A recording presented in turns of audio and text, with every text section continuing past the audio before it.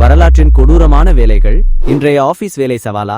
மன்னரின் மலம் சுத்தம் செய்தவர்கள், உயிர் பிழைக்க அட்டைப்பூச்சி சேகரிப்பு, சாக்கடையில் புதையல் தேடியவர்கள், பாவம் போக்க பலி வாங்கிய சிறுவன். கணினி முன் அமர்ந்து மாதம் சம்பளம் பெறும் இன்றைய அலுவலக பணி சவாலானது என கருதுகிறீர்களா? அப்படியானால் மனிதர்கள் உயிர் பிழைக்க ஒரு காலத்தில் செய்த சில பணிகளை பற்றி தெரிந்து கொள்ளுங்கள். இன்றைய அலுவலக பணிகள் மன அழுத்தத்தையும் உட்கார்ந்த வாழ்க்கை முறையையும் திரைகளின் மீதான தொடர்ச்சியான கவனத்தையும் கோரும்போது, வரலாற்று காலங்களில் அன்றாட வாழ்வாதாரத்திற்காக மனிதர்கள் எதிர்கொண்ட அபாயங்கள், உடல் உழைப்பு மற்றும் சமூக புறக்கணிப்பு ஆகியவற்றுடன் ஒப்பிடுகையில் இன்றைய சவால்கள் முற்றிலும் மாறுபட்ட தன்மையுடையவை என்பதை உணர முடியும். வரலாற்றில் மனிதர்கள் தங்கள் அன்றாட வாழ்வாதாரத்திற்காக செய்த பல பணிகள் உடல் ரீதியாகவும் மன ரீதியாகவும் கடுமையான சவால்களை கொண்டிருந்தன. பல சமயங்களில் இத்தகைய வேலைகள் ஆபத்து நிறைந்தவையாகவும் சமூகத்தால் புறக்கணிக்கப்பட்டவையாகவும் அருவருக்கத்தக்க சூழல்களிலும் மேற்கொள்ளப்பட்டன. தொழிற்புரட்சிக்கு முந்தைய சமூகங்களில் தொழில்நுட்ப வளர்ச்சியின்மை, சுகாதாரமின்மை மற்றும் அடிப்படை பாதுகாப்பு விதிமுறைகளின் பற்றாக்குறை ஆகியவை இத்தகைய செயல்களின் தன்மையை மேலும் தீவிரப்படுத்தின. அன்றைய காலகட்டத்தில் ஒருவரின் உயிர் அல்லது உடல்நலம் பற்றிய அக்கறை மிக குறைவாகவே இருந்தது. இன்றைய பாதுகாப்பான அலுவலக வேலைகளுடன் ஒப்பிடுகையில் அந்த காலத்தின் இந்த வேலைகள் மனித வாழ்வின் கடினமான பக்கத்தையும் மனித உழைப்பின் மீதான மிக குறைவான மதிப்பையும் பிரதிபலிக்கின்றன. இந்த கூற்றுக்கு வலு சேர்க்கும் வகையில் வரலாற்றில் பதிவான சில பணிகளின் தன்மையை ஆராய்வோம். இவற்றில் பல மனிதரின் கண்ணியம், உடல்நலம் மற்றும் உயிருக்கே அச்சுறுத்தலாக இருந்தன. இத்தகைய தொழில்களின் காலவரிசை, அதன் சமூக பின்னணி மற்றும் அதனுடன் தொடர்புடைய அபாயங்கள் ஆகியவை மனித உழைப்பின் பரிணாம வளர்ச்சியை புரிந்து கொள்ள உதவும். மன்னரின் கழிப்பறை உதவியாளர். இங்கிலாந்தில் டியூடர் மற்றும் ஸ்டுவர்ட் மன்னர்களுக்கு சேவை செய்த இந்த பணி, மன்னரின் தனிப்பட்ட கழிப்பறை தேவைகளுக்கு உதவுவது, ஆசனவாயை சுத்தம் செய்வது, கழிவுகளை அகற்றுவது போன்ற அருவருப்பான கடமைகளை கொண்டிருந்தது. இது பொதுவாக 15ஆம் நூற்றாண்டு முதல் 18ஆம் நூற்றாண்டு வரை வழக்கத்தில் இருந்தது. மன்னரின் நெருக்கம் காரணமாக இந்த கடமை மிகுந்த கௌரவமானதாக கருதப்பட்டாலும், இதில் நியமிக்கப்பட்டவர் மன்னரின் உடல் நலம், உணவு பழக்கம் மற்றும் கழிவுப் பொருட்கள் ஆகியவற்றை கண்காணிக்க வேண்டும். இத்தகைய நெருக்கம் காரணமாக சில சமயங்களில் இந்த உதவியாளர்கள் மன்னருக்கு ஆலோசகர்களாகவும் நம்பிக்கைக்குரியவர்களாகவும் மாறினர். இருப்பினும் சுகாதார ரீதியாக இது மிகவும் ஆபத்தானதும் மதிப்பு குறைவானதுமான ஒரு செயலாகும். ஏனெனில் இது நோய் தொற்றுகளுக்கு ஆளாகும் அபாயத்தை அதிகரித்தது. அட்டைப்பூச்சி சேகரிப்பாளர்கள். 18ஆம் மற்றும் 19ஆம் நூற்றாண்டுகளில் மருத்துவத்திற்காக அட்டைப்பூச்சிகள் பெருமளவில் தேவைப்பட்டன. வீர சிகிச்சை, ஹீரோயிக் மெடிசின் என்று அழைக்கப்பட்ட அக்கால மருத்துவ முறைகளில் இரத்த கசிவு, பிளட்லெட்டிங் ஒரு பொதுவான சிகிச்சையாக இருந்தது. இதற்காக ஆண்டுக்கு மில்லியன் கணக்கான அட்டைப்பூச்சிகள் ஐரோப்பா முழுவதும் பயன்படுத்தப்பட்டன. ஏழை மக்கள், குறிப்பாக பெண்கள் மற்றும் குழந்தைகள், தங்கள் வெறும் கால்களை அல்லது பிற விலங்குகளின் கால்களை குளங்கள், சதுப்பு நிலங்கள் மற்றும் ஆறுகளில் விட்டு அட்டைப்பூச்சிகள் கடித்து இரத்தம் உறிஞ்ச தொடங்கியதும் அவற்றை பிடித்து விற்பனை செய்தனர். இது உடல் ரீதியாக வேதனை நிறைந்ததும், கடும் குளிர், நீர்வாழ் உயிரினங்களின் கடியால் ஏற்படும் நோய் தொற்றுகள் மற்றும் சேற்று நில பகுதியுடன் தொடர்புடைய நோய்களுக்கு ஆளாகும் அபாயம் கொண்டதுமான ஒரு கடமையாக இருந்தது.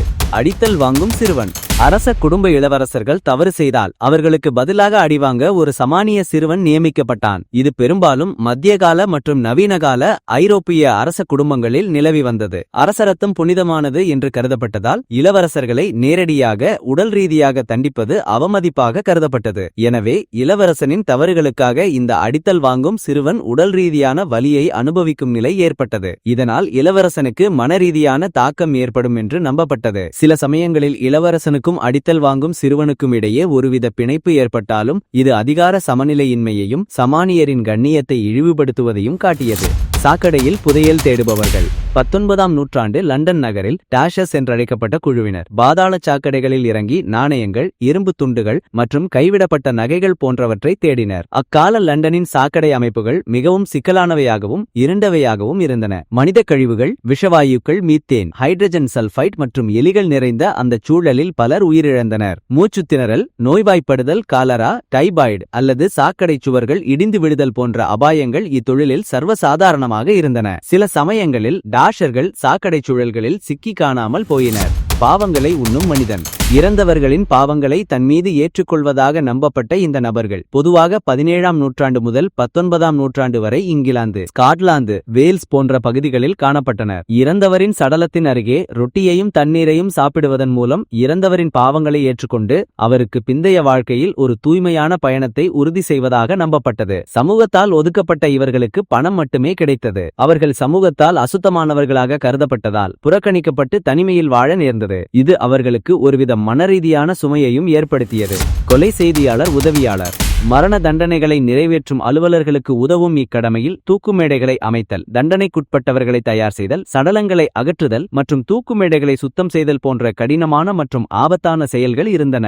மரண தண்டனைகள் பொதுவில் நிறைவேற்றப்பட்ட காலகட்டங்களில் இந்த உதவியாளர்கள் பொதுமக்கள் மத்தியில் வெறுப்புக்கும் பயத்திற்கும் ஆளானார்கள். இத்தகைய செயல்களுடன் தொடர்புடைய கடுமையான மன அழுத்தம், வன்முறைக்கு ஆளாகும் சாத்தியக்கூறுகள் மற்றும் சமூக புறக்கணிப்பு ஆகியவை இத்தொழிலின் தனிப்பட்ட நபர்களுக்கு பெரும் அச்சுறுத்தலாக இருந்தன. சில நேரங்களில் கோபமான கூட்டத்தால் தாக்கப்பட்டோ அல்லது தண்டனை நிறைவேற்றும் போது ஏற்பட்ட விபத்துகளாலோ இவர்களும் தங்கள் உயிரை இழந்தனர். சவாலான மீன்பொருள் சேகரிப்பாளர். சில பாரம்பரிய மருத்துவ முறைகள் அல்லது தொழில்துறை பயன்பாடுகளுக்காக மனிதர்கள் நேரடியாக ஆபத்தான அல்லது கையாள கடினமான மீன்களை பிடித்து அவற்றின் இரத்தத்தை, உறுப்புகளை அல்லது பிற திரவங்களை சேகரிக்கும் செயல்பாடு வரலாற்றில் இருந்தது. உதாரணமாக, குறிப்பிட்ட மீன் வகைகளின் இரத்தத்திலிருந்து மருந்து பொருட்கள் தயாரிக்கப்பட்டன. குளங்கள், ஆறுகள் அல்லது கடல் பகுதிகளிலிருந்து கடுமையான முயற்சி மற்றும் ஆபத்துடன் இந்த மீன்களை பிடித்து அவற்றின் உடலிலிருந்து தேவையான பொருட்களை பிரித்தெடுப்பது மிகவும் கொடூரமான வேலையாக இருந்தது. இதில் விஷத்தன்மை கொண்ட மீன்களின் கடியால் ஏற்படும் காயங்கள், மீன்களின் முட்கள்,